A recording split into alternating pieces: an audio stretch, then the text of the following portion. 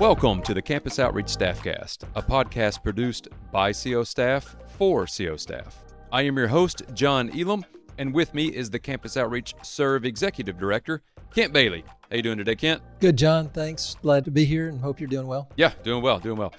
Today we have Antjuan Marsh with us. Antjuan has had an extensive career in public school education, both in teaching and administration.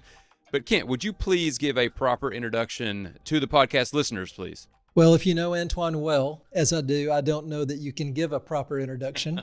Few people I know who were All-American college football player, doctorate in education, and a lifetime disciple of Jesus. So that's pretty diverse. That is. So, Antjuan, we're glad you're here. Man, it's good to see you. And I'm looking forward to our conversation today. So thanks for taking out some time and joining us. I'm delighted to be here. We always start these just loving to hear a bit of your story and even to what you're doing now. That'd be super just for some context for those that might not know you. Okay, I'm originally from the Panhandle of Florida, a little area outside of Pensacola, I call Milton, Florida, in particular Baghdad, Florida.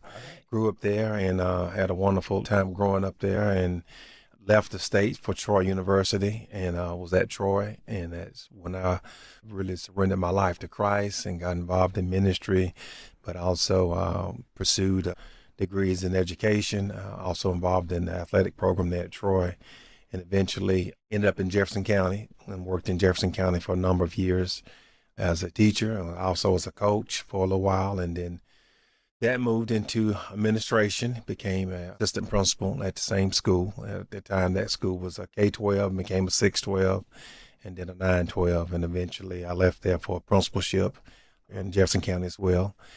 After about 25 years, I took a position in another county, Montgomery County, and then recently another position as principal at a school that was at the middle of some conflict and some national conflict because of its namesake, and that probably will come out later.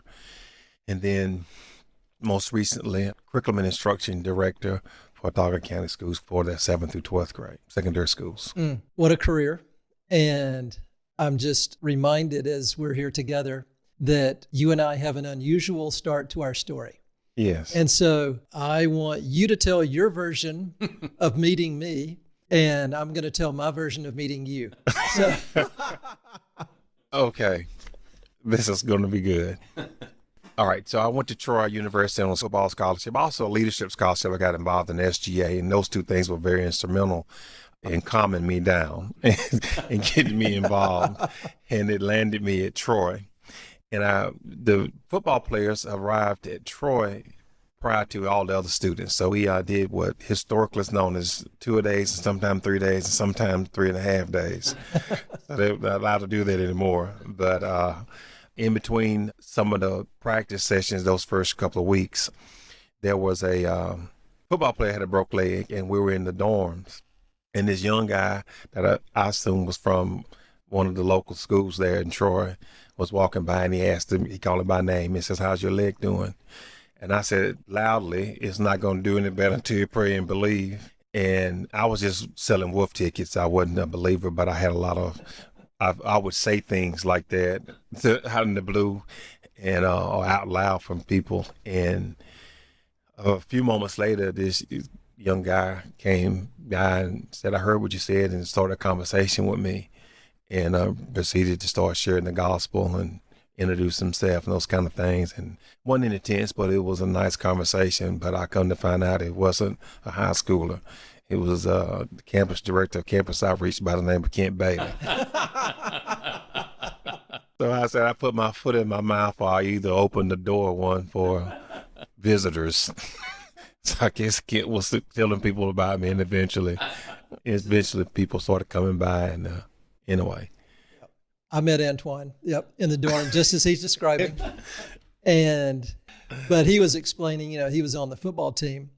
And if you don't know Antjuan, he was saying he was a nose tackle. And just in looking at him, size and so forth, I thought, there's no way. And then I got to see him play. And it was like, who unleashed this crazy guy out here? And so that was back in the 80s. And they also had the thing where that was the first era when they got an offensive lineman or a defensive lineman to be a fullback and goal line situations. So that became another point of fame for Antjuan. Like anytime they were inside the 5-yard line, it was an automatic touchdown. Like Antjuan was taking it through. So this guy that I just never could envision being a nose tackle or, scoring so many touchdowns. It was awesome. And then just to get to know you has been a privilege for a long, long time now. Yes. So Antjuan, I'd love to ask, you just referenced a bit of your spiritual story there. Yes.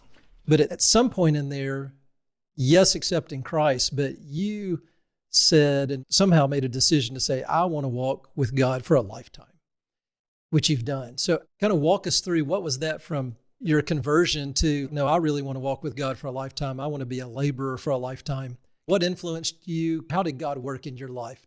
So prior to coming to Troy, there was moments in my life. I remember playing ball in high school, and there were a group of guys who I knew were believers, and I was always something about them that stood out, and I wanted the attention from them. Now, I did have some close friends that I spent a lot of time with, but I always wanted those guys to engage me in conversation, and for some reason, I didn't get that. With that being said, like the comment I made to the guy, the football player you're talking to out loud, I would do that kind of stuff. And so that led people thinking that I was prepared to speak and all this kind of stuff. And so I wasn't. I didn't have this notion that I was saved. I didn't think I was. I just knew church talk, And so, but I do know when I reflect that I was seeking some clarity. Because everything that you would comment on would be just universal good things or pop psychology. And so after that encounter with you, started meeting some other people. And then my first thing when I got to Troy is that I was involved in the athletic program. I wanted to get involved in the student government, didn't have enough time. And I also was going to campus outreach meeting. I was going to the BCMs. I was looking for things of faith. So I knew I was seeking. And then these guys would come by and visit, and I could tell that they were trying to influence me for Christ. And I wasn't resistant to that. I just wasn't surrendered, Yeah. And so being a freshman and a little obnoxious with what I would say, one night things progressed. My roommate, he went AWOL, during the 2 days. So I had a vacant room. Because in those days, we call them midnight runners. That's right. So you wake up and everything's gone and keys laying on the desk. And so end up eventually getting an outstanding roommate. But this is important because me and my new roommate, and of course the time has progressed through the first quarter, there's a knock on the door. And when my roommate reaches over and pulls the door open, one of the other football players was standing in the doorway. And the first thing he says, Antjuan, do you really mean those things you be saying? And I was seized. I didn't know what to say. He said, don't worry about it. I said, yes, out of my pride. And I said, come on in. And he said, no, I need to talk to you alone. And so we went out and sat actually in the stairwell, because I can tell something was going on deeply in his life. And this guy had actually told me he had been to some counselors and such, and tried some other things, and he was to the point of ready to take his life. And he didn't know what to do. And what's ironic is that he was seeking Christ. He just knocked on the wrong door, because all I could give him was pop psychology I didn't know. And I wasn't intentionally defrauding him, but I wasn't living because I wasn't surrendered. I just was running my mouth. But it was in that stairwell that I remember I just said, Lord, I'm tired of playing. And I surrendered my life in the stairwell of Alumni Hall. I'm leaving out a lot of details of people coming by and talking, and some of what we call legends that at the time that were influencing our lives. And Eric Anderson, Steve Gillis's, and all those guys made a profound impact coming by. And I don't leave anyone out, so I won't keep mentioning names. Sure. And so started then getting involved and start growing, and some guys started pouring their life into me. That's awesome. Yeah. Well, I know that you mentioned there a couple times you were able to be a part of and to see God do some pretty amazing things on that campus. Yes. And even particularly on the football team. And just how would you encourage the staff today about particularly ministry to athletes and then just ministry on the campus of what God can do if they're really focused on him? So I would say that when I arrived at Troy, and Troy was in transition with his athletic program, we were Division II and we went Division I and 1AA. And so I was fortunate at the time to have the head coach who signed my scholarship was not there when I arrived. He was gone and to another university. But the new head coach was the former defensive coordinator, Robert Maddox, was a strong believer. And we knew that because of the way he lived and how he talked.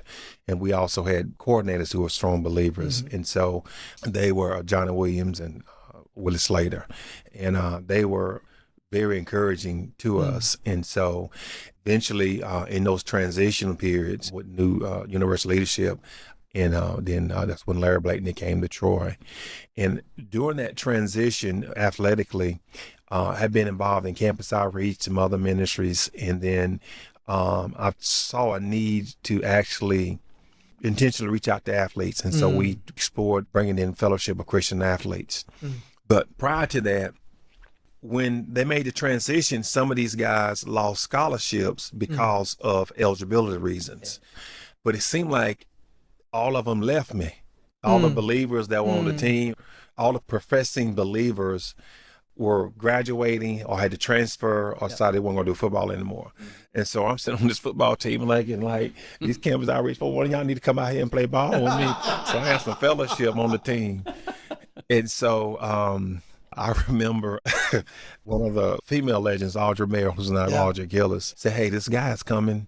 I want you to meet him and talk to him. He was a quarterback coming from Tuscaloosa, and end up connecting with him, discipling him, spending time with him. Would go on eventually to officiate his marriage, and so it's crazy. So that began to work, and then I remember as we began to progress, there were some other guys I've been trying to pour into to get the influence just on the team, and I remember we got a group. I guess a discipleship meeting, whatever we want to call them. As soon as we get in the room, we kind of, lay out like, all over the dorm room, and all of a sudden the door went locked. So someone comes in and sits down.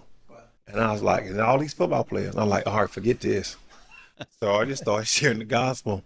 That guy received Christ. Another guy comes in, shares the gospel, receives Christ. From that group, the night afterwards, they lead 3 other people to Christ. And then the day after that, 2 other football players come to Christ. So that's when I was like, man, okay, I need to do FCA or something, to target that. And that's when I was going to Beach Project. And Coach Blakeney was like, what are you doing this summer? He knew what I was doing. And he said, well, we need that around here. And I said, okay. He said, well, how can I help? I said, I need a sponsor for FCA, so I hope that could help us. He said, I'm your sponsor till you get one. And so I began to right on King Jesus, because just months before, I was discouraged. And I would say this, one of the greatest testimonies was that former coach who was leaving, calling and encouraging me about my walk and about staying the course and staying with the team and not getting discouraged and not leaving. And so I learned a lot from those men at that time about leadership, even in the face of adversity and stuff like that, and still have a relationship with them both today. Awesome. Well, not only were you doing things on the athletic teams there, but you were developing some real friendships with other guys. So here's this guy who's All-American football player, but then he's also got friends with other guys on the campus, and the Scott Kisselballs and Mark Sanborns of the world and others. And I see these pictures of even now y'all get together occasionally. I've never been invited to one of those, so I don't know why. But tell me about just the importance of the fellowship you had there, how that encouraged you. Yeah, I will say, like Eric Anderson, he was not an athlete. He was not on the football team, but that's who initially started pouring into my life and disciple relationship with him. And so that was vital. Eric did his best to try to normalize me. Impossible task. Because I was wide open, especially as a freshman. It's funny you say that, like, to this day, my stronger relationships from college are probably associated with campus outreach. And those friends. Right. And so it's odd. It seemed like that was my immediate peer group. But I also had I always gravitated to people older. Yeah. And so those relationships, they have been maintained through the years. And like you said, eventually started meeting with Doug Cunningham. And then what you were alluding to is when this group chat, everybody said we need to get together. And so a beach event was organized. And we've done dinners and stuff throughout the years. So, hey, it was fantastic. And I don't know, like, I think when you're dealing with athletes, they'll breathe their own, but I also think it's valuable to build those relationships outside of being defined by one, if that makes any sense. Right. Yeah. Because a lot of times if, your strategy could be a certain group, but you just don't ever know walking to that group who God has in your pathway. And that's living on that hallway and walking down those dorm rooms, and that there are people that would say, you said something to me, and I went back and surrendered his life to Christ, and I started discipling and still involved with him and his family today, and they live in a different state. And, so. Well, Antjuan, I know that because we've known each other for a long time. I've been involved with college students, but just seeing today the incredible need with young people, and particularly in public schools, for their lives to be touched with the gospel. Yes. And so somewhere along the line, you developed a vision for seeing that be a reality, or at least you began to understand the need. Could you share with us how God gave you a vision for the needs that are out there in schools today? Okay, so you're building laborers on a campus for Lost World. So am I saying it right? That's right, yeah. Oh, amazing after all these years. So, but if you're doing that just for me to function in gospel thinking on the campus, then it's not doing us any good. That's right. If it doesn't go past that. That's right. It's got to be transformative. And wherever you go and whatever you engage in and do, you got to learn how that culture is and fit. That's right. And how you're going to function with that. Taking what you have is almost like being infused in where you are. And so there was two epiphanies I had. One, I was driving to work and I was excited. It scared me. Because I was like, this don't make sense, man. And and what I realized at the time, I started teaching and coaching. Like I said, I was at a K-12 and a 6-12. When it became a 6-12, I eventually ended up as the head middle school football coach.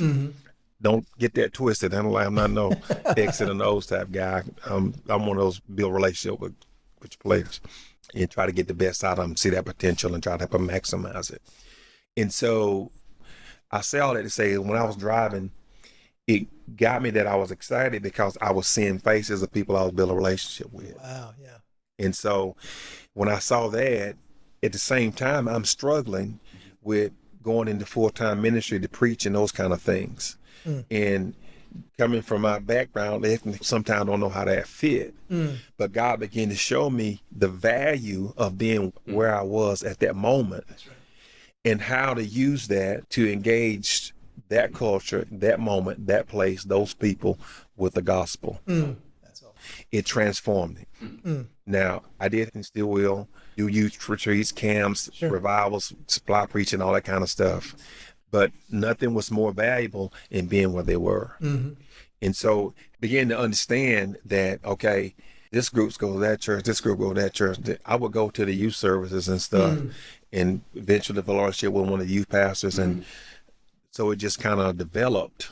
I had an epiphany, but it just naturally developed because regardless of where you are, who you're dealing with, if you build a relationship, you don't have to go to the cafeteria and stand up and preach hellfire and brimstone. You build a relationship and needs arise in people's lives and they ask questions. And when they ask questions, you give the answer. You give a response.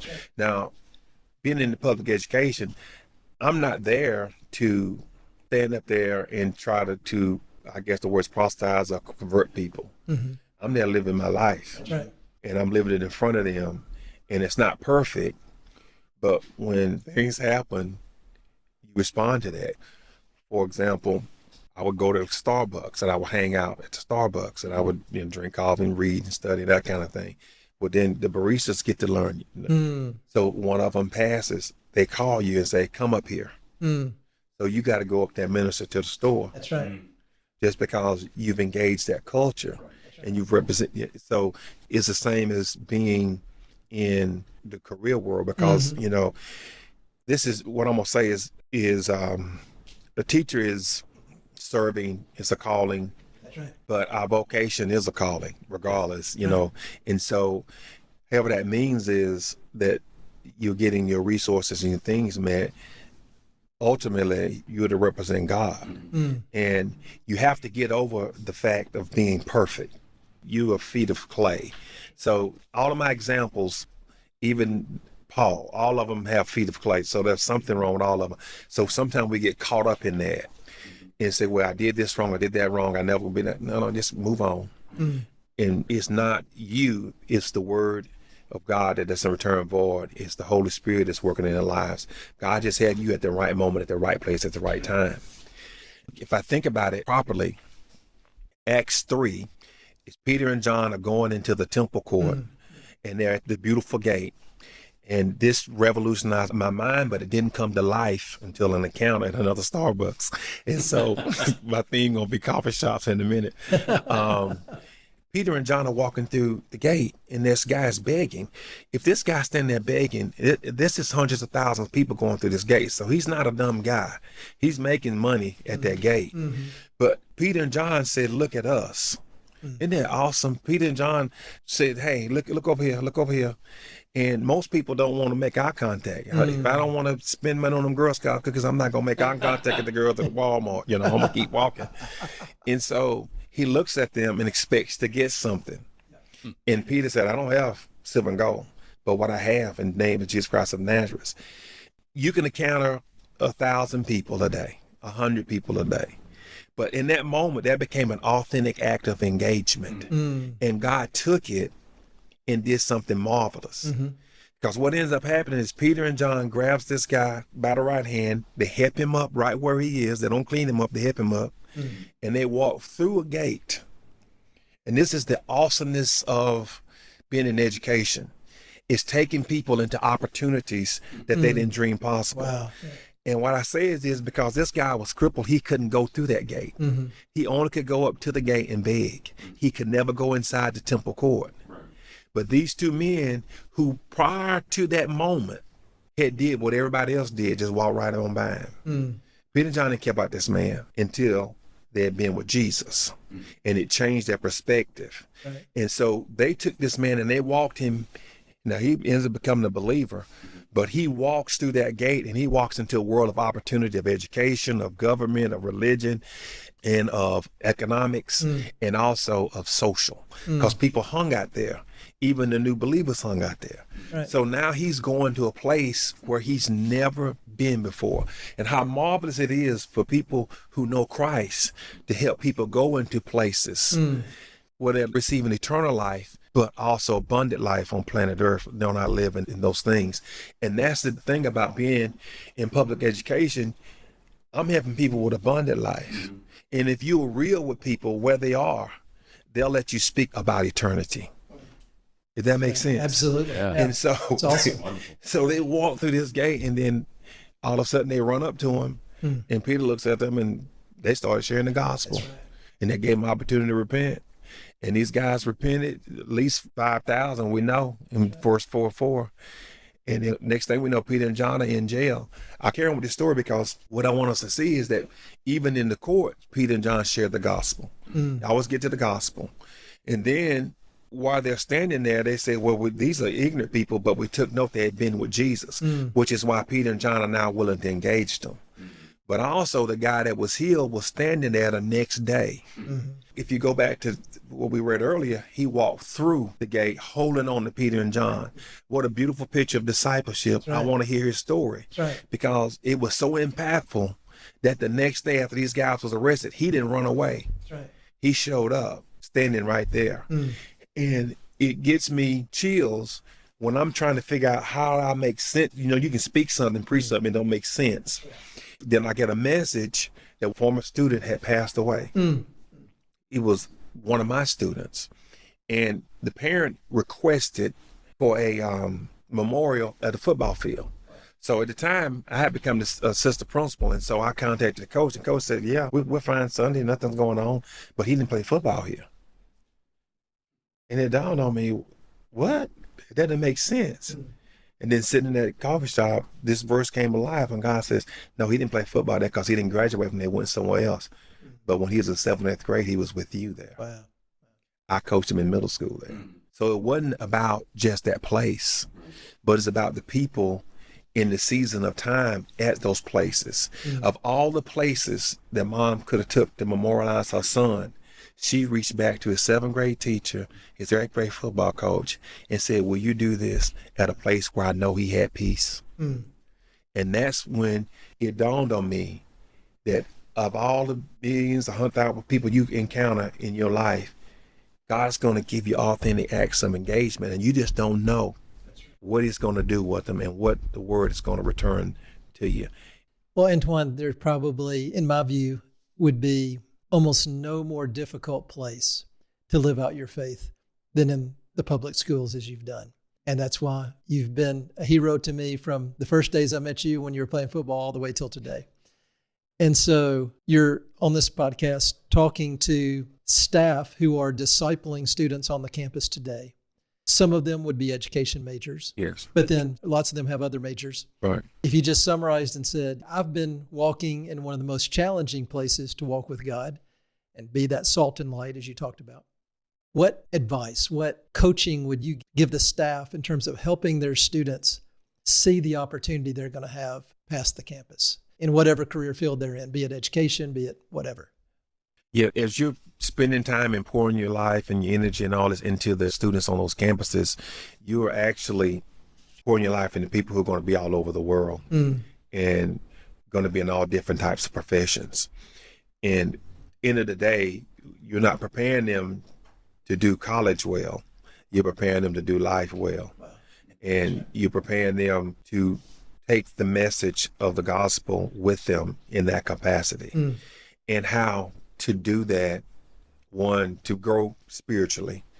Two, is to how to share that message in the most culturally relevant way wherever they're going to go, if that makes any sense. Yep. So God taught me how to do it where I was. It may not work for the accountant. Right. But giving them the basis and the foresight of thinking through how that may look and just be seeking for ways and how I can infuse that in my profession, in recognizing when doors open, serving, loving people. I've learned this real quick. You're not there to fix people. You're there to love people, and you're there to influence people by sharing the message. Now, you do good things, you do good deeds. Some people say you do random acts of kindness. I'm saying do intentional acts of kindness. It's good. Yeah. Be intentional about your acts of kindness. Yeah. And opportunities will open themselves. People will come and ask you questions. Parents will ask you to talk, spiritual talk to them. I've had that. I've officiated funerals, officiated weddings, co-workers, remarried parents, on the baseball field. Learning how to share my faith is a foundation that I learned being involved in the ministry of campus outreach. And I lived that out in the athletic world, lived that out in the student world.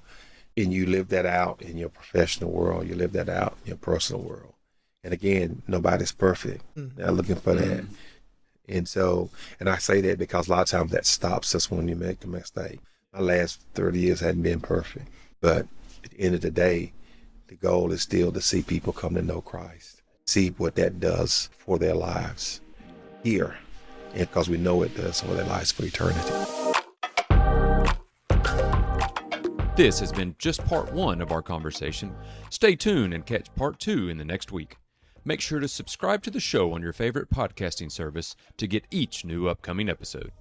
The Campus Outreach Staffcast is a production of Campus Outreach Serve. The vision of Campus Outreach is to glorify God by building laborers on the campus for the lost world. To learn more, visit www.campusoutreach.org.